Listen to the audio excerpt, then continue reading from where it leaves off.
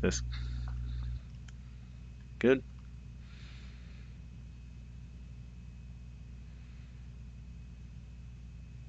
All right, is it coming up here? It looks like we are live.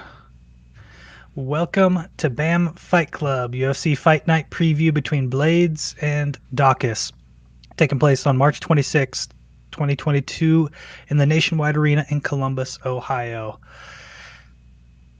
This is going to be the first fight that is not in Las Vegas or Florida for quite some time. So excited about this card. If it's going to be anything like the UK last week, which was absolutely insane, this is going to be a fun fight card to watch for sure.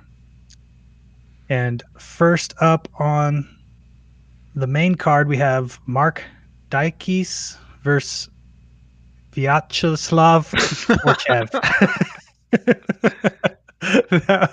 that was a horrible butchering of the name, but yeah, Fern, what are your thoughts on this first fight? This is going to be a cool fight to watch. I was watching this. I was surprised Mark Jacasey was not. He's from fighting out of Manchester. That he wasn't on the card last weekend. So I hope that he's able to get himself on one of the future cards going forward. Definitely want to see what uh, all that entails. So with that being said, Mark Jacasey, stand-up fighter. Let me see. Pulling up my notes here. Got a huge reach, 73-inch reach. Trains with American Top Team. His last fight, he lost by guillotine. It was a funny fight because like within 5 seconds, he got hit in the groin, and it's just like I think the world's fastest groin strike I've ever seen.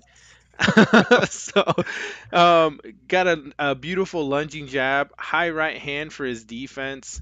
Right step kick is beautiful. He ended up getting taken down and getting his back taken. Alves had great groundwork. So, and then his last fight before that, I'm trying to look at not just their last fight, but let me see their last victory because his last fight was a loss. So I looked at his last victory that was a KO victory against Packlin. He controlled the center right away, step kicks, switch kicks, oblique kicks. He did every kind of kick you could do, even a spinning back kick. And he does this interesting thing that I see Kai Kara France does as well is he has a left hand to kind of like set the distance, and then he came in with an overhand right. So that was super cool to see. I'm seeing more and more of these fighters on this fight card, especially who have that style. They just kind of guide themselves and then come in with the overhand. With Borshev, he's Team Alpha Male, which is interesting because Team Alpha Male, is out of the Bay Area, Uriah Faber, all them. Borshev is known as a kickboxer. His last fight against Bush, he had an oblique kick. He's not very quick. For a kickboxer, you would expect him to kind of go forward, have more of like Anderson Silva, Israel Adesanya. Who was the guy that just fought last weekend? The guy who beat Israel Adesanya, Pereira, right? Um, No, Israel out of the beat Israel Adesanya. in That kickboxing. Remember, like, oh yeah, yeah, yeah, so prayer. they Yeah. all have kind of a quick pace, and Borshev, for being a kickboxer, doesn't. So he got taken down, and you can tell he'd been working on his ground game with Team Alpha Male. Used the butterfly guard, pushes him off him right away, able to stand up, able to get some offense going. He got rocked. He was dazed, but super composed. Just was able to kind of pick a shot. He got hit like 3 or 4 times and would just fire back one solid one, and then ended up winning that fight by a body shot once he got him pinned against the cage. Just he's a fighter whose punches make a sound every time they land. So very excited about that one. He's from Dana White Contender Series. He fought this guy by the name of Duncan. Uh, Knocked him out. You know, left head kick, left jab, high guard, great combos, uppercuts. He actually did the rolling thunder, which is that rolling, spinning heel kick or axe kick, and then step back and finished it with the left hook. Just really great striking, aggressive. I think in this one, I don't know what your thoughts are. I see Borshev being the better fighter. He just is more composed and has that wrestling foundation now. Yeah, so I think Borshev has a lot fewer fights, so his opponent has a lot more experience, uh, for sure, especially in the UFC. So Borchev is coming off of the win in Dana White Contender Series, and then he's at his debut UFC where he got a first round KO, and he's got a 6-1 record. If the interesting thing is, if you look at how do you say his name? Giacchisi, yeah, it's Giacchese, Giacchisi. Giacchese. Look at his I'm just look gonna at call his him Jay record. Z. Like, Yeah, if you go back to 2017, uh, his record is all wins with his first three wins happening in the UFC, or his first three fights in the UFC end up being wins. And he also had a first round KO and a second round KO. So if you look at where you know Jakizi was at the same point in his career as Borshev, they actually look very similar. It's just that obviously continuing to fight in the UFC, he's fighting higher and higher level guys, and so he has racked up some losses. He's now got 5 losses on his record, and he's coming off of a 2-loss streak here. Um, so that being said, I feel like we just haven't seen enough of Borshev and the UFC to know how good his style really is against the top level competition. The odds makers have it pretty close. They are giving Borshev a little bit of an edge at -160 favorite versus plus 135 underdog for Chikizi. So I feel like this is going to be close. This is going to be a good test for Borchev. I don't feel super strongly either way. I feel like it could probably go either way. I don't feel like it's super tilted one way or the other. When you look at these guys' stats, they're either KO or decision fighters. Um, Borchev having slightly less average fight time, having fewer fights in those fights where he's fighting lesser competition. He's obviously getting them out of there quicker. Um, So I'm not sure I want to make a prediction on this one. I mean, if anything, I'm just going to go with Borchev just because he's coming off of a win streak, where Takizi, all other things being equal, coming off a losing streak. I've got to give the edge to Borchev.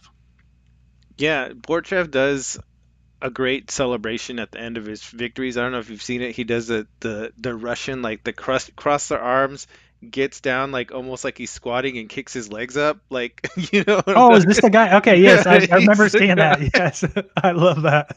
I love that dance. Yes, it's like one of the things I love about watching Shevchenko's fights is at the end of every one of her fights, she does that little dance that she didn't used to do, I think, earlier in her career, but I feel like it's an important thing. It's like a signature move. It's like after you're Yeah. done, and it's a much better choice than like the Johnny Walker celebration or Chandler doing a backflip. Where whenever they do it, I just cringe. I'm like, oh god, please don't blow out a shoulder or like blow your knee out or something stupid on your celebration. So yeah, do the dance, which is fairly safe and not prone to injury. I do remember seeing that before. That's funny. Let's see here. And wait, so who is your pick? Borchev. Barchev. Okay. So next up we have Ilir Latifi versus Alexei Oleniak. And let's see, Latifi coming in as a -200 favorite against a plus 170 underdog in Oleniak. So what are your thoughts on this one? This is going to be a fight where I think the wrestling is going to play a big factor. Ilir Latifi was a Swedish national wrestling champion. Ton of experience. Not very tall. He's 5'10", which for heavyweight, you see these guys who are like 6'3", 6'4". Alexei Oleinik, same thing, kind of has that grappling Greco-Roman base. I think this is going to be a fight where they both utilize their grappling to take advantage of certain positions on the ground. Latifi has great top control on the ground. Like when he takes somebody down, you can tell he knows how to balance his weight. Chest heavy, centered everything on it. Olenek, you see him just he uses a takedown to progress. Like he's transitioning from one position to the next. Whereas Latifi like hold and dominate, Olenek is like, let me crawl all over you and get going. An interesting point we talked about last week. Patty the Batty had the worst haircut.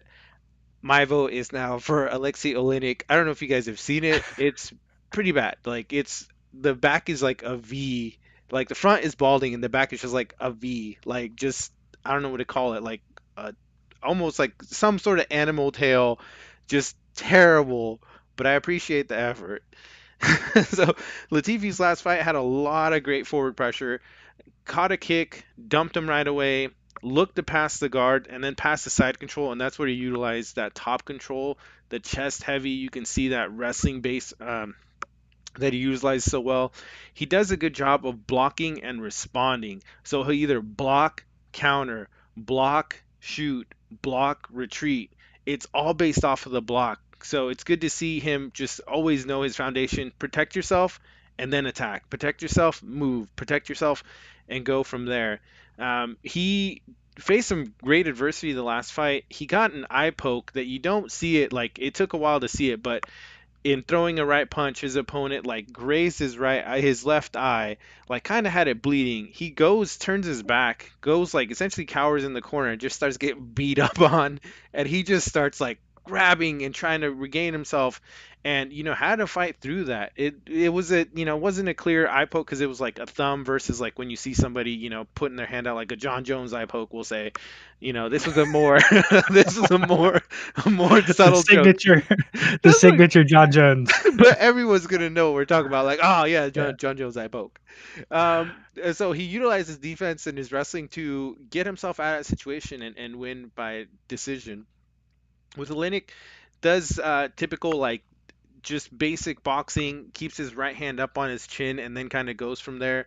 Um, Jabs to the head and body. He has really great jabs to the body, straight jab to the body, which you don't see at heavyweight. I think at heavyweight, it might be more beneficial, like boxing wise, to try to tire them out, get them to gas out, hit them while they're breathing out and make them lose their breath.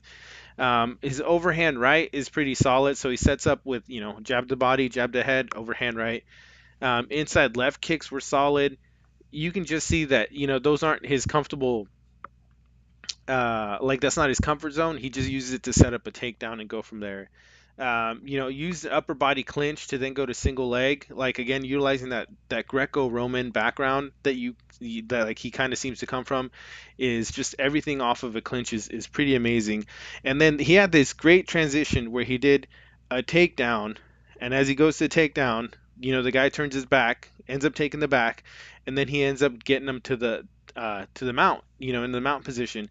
I thought his last fight was a close fight. I don't think I could have gone either way, but it's exciting because it sets up this match where you have two people with strong wrestling foundation and decent striking going at it, and they both stand in front of each other. They don't back up. They both stand in front and go from there. What are your thoughts on this? Uh, so I feel like with Alexei, his stand up, the thing I notice about him a lot is he does what a lot of wrestlers do, I feel like, which is really kind of put that head down, like, bull charging. And maybe that's why he ends up throwing that overhand right so much, is because he's, kind of faking the shot, and that opens up the overhand right. It's pretty common with a lot of wrestlers. I think the thing that stands out the most probably about this fight is that Alexei's record of 59-16. This guy's an absolute veteran. He's got a lot of miles on the engine here.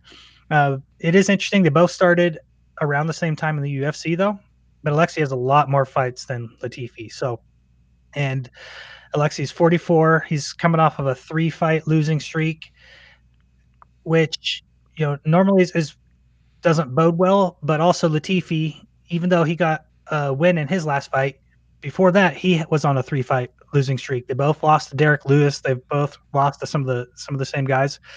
Um, so I feel like this is another one where you've got a mirror image. The two guys are the same, and it could go either way. Now the odds makers are given a negative 200 favorite to Latifi, which is interesting. He is a little bit bigger in weight, shorter. Not, like I said, not as many miles on the engine for sure. But Alexei's got a 7-inch reach advantage too.